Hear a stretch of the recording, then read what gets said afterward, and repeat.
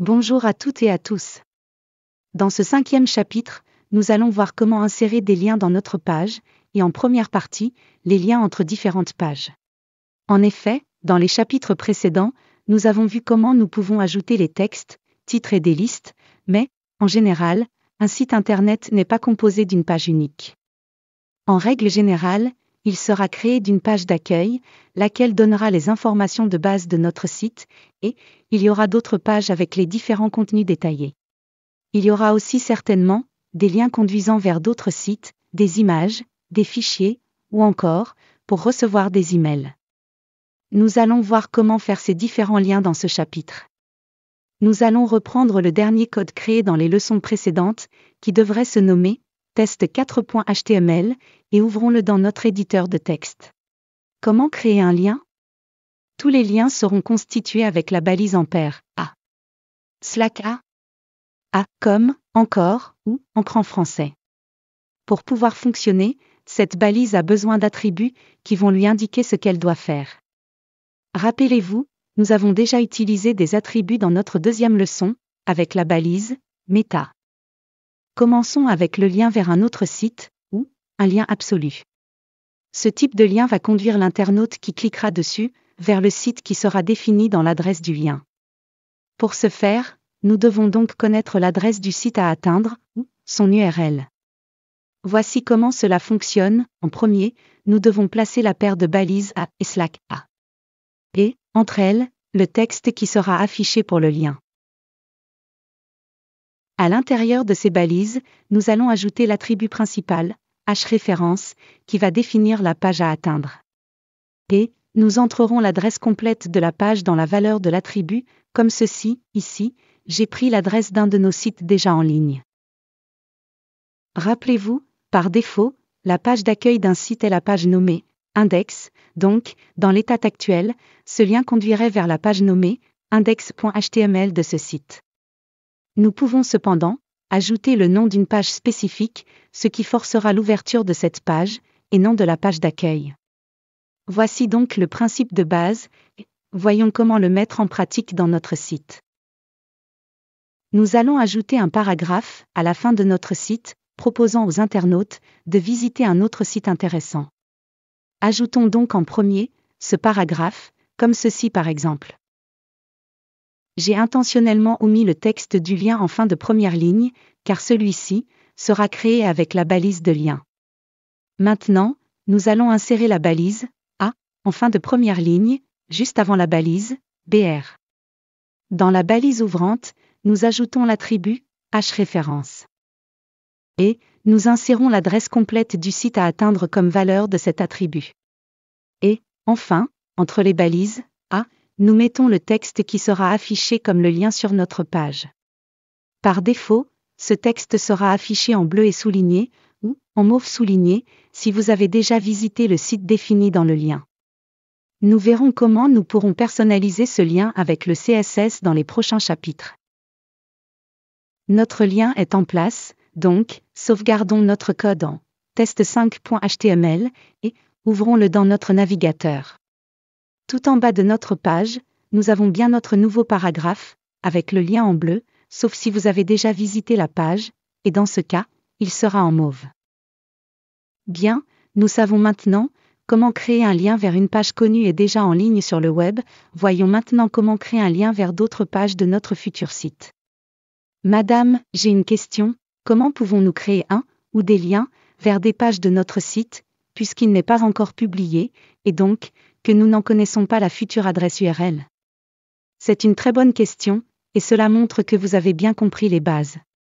En effet, pour le moment, notre site est exclusivement créé sur notre ordinateur, et ne possède pas d'URL. Mais, l'HTML va nous proposer la solution, avec l'usage des liens relatifs. C'est-à-dire, des liens par rapport à la position actuelle de la page affichée, qu'elle soit publiée ou non. Ce qui signifie que notre page est actuellement située dans un dossier X, quelle que soit la position initiale de ce dossier, soit sur votre disque dur, soit sur un serveur. Pour le moment, cette page est nommée test5.html. Nous allons créer une seconde page, très courte, qui servira de seconde page de notre site. Retournons donc dans notre éditeur, et ouvrons un second onglet, avec notre page vierge déjà créée, test1.html. Modifions le titre de la page en « Images » et ajoutons un court paragraphe, comme dans cet exemple. Enregistrons ce code sous « Images.html ». Bien, notre seconde page est prête, revenons donc dans l'onglet « Test.5 » où nous allons ajouter un lien vers cette page. Nous allons mettre ce lien dans la liste se trouvant entre le titre principal et le titre du premier chapitre, dans la sous-liste du contenu, en lieu et place de la ligne, les images. Donc, pour ce faire, supprimons le texte présent entre les balises LI de cette ligne, et insérons les balises de lien. A. L'attribut hreférence. P. Comme valeur, simplement le nom de la page à atteindre, ici, image.html. Ensuite, mettons le texte du lien entre les deux balises, A, comme ceci. Enregistrons ce code sous index.html et ouvrons-le dans notre navigateur. En effet, l'élément « Les images » dans la sous-liste du contenu est bien maintenant un lien, et, si nous cliquons dessus, notre page sera remplacée par la page image dans notre navigateur. Nous pouvons ajouter un lien dans la page image. Pour retourner sur la page principale, il suffit d'ajouter un lien avec l'éditeur de texte, qui lui aura comme hreférence la valeur index.html, puisqu'à présent, notre page principale se nomme index.html. Nous pourrons donc basculer de l'une à l'autre, à l'aide de ces liens. Bien, ici, cela suppose que les deux pages se situent dans le même dossier. Mais, nous pouvons également avoir le cas que nous devons aller vers un sous-dossier, ou un dossier parent. Vous allez voir, c'est très simple. Nous allons déplacer notre page image vers un sous-dossier que nous créons dans notre dossier principal et que nous nommerons par exemple « Contenu ». Comment naviguer de l'une à l'autre ? Très simplement. Pour aller d'un dossier vers un sous-dossier, il suffit d'ajouter le nom du sous-dossier, suivi d'un slash, et du nom du fichier à atteindre, et pour aller d'un dossier vers un dossier parent, d'ajouter 2 points successifs, le slash, et le nom du fichier à atteindre. Donc, nous devons modifier le lien de notre page index, pour qu'il conduise vers le sous-dossier, contenu, et la page image.html. Puis l'enregistrer. Et celui dans notre page image, pour qu'il conduise dans le dossier parent, à la page index.html, et de l'enregistrer dans le sous-dossier, contenu, puis, supprimer la page image dans le dossier principal. Nous pouvons faire le test dans notre navigateur, en ouvrant la page index. Puis, en cliquant sur le lien vers la page image.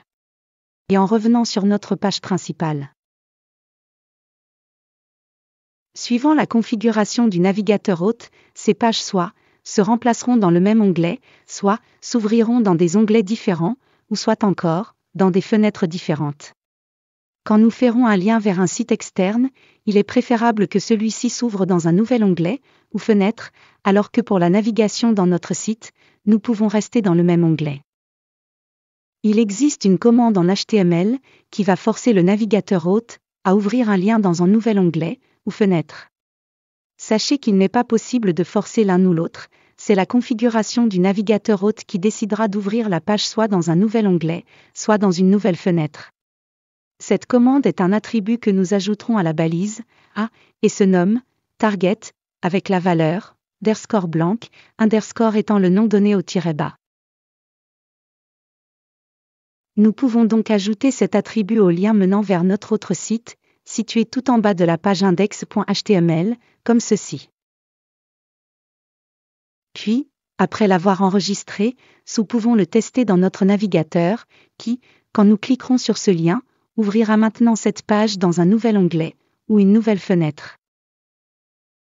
Alors que la navigation dans notre site devrait se faire toujours dans le même onglet. Pour terminer cette première partie, nous allons voir comment ajouter une infobulle au survol d'un lien.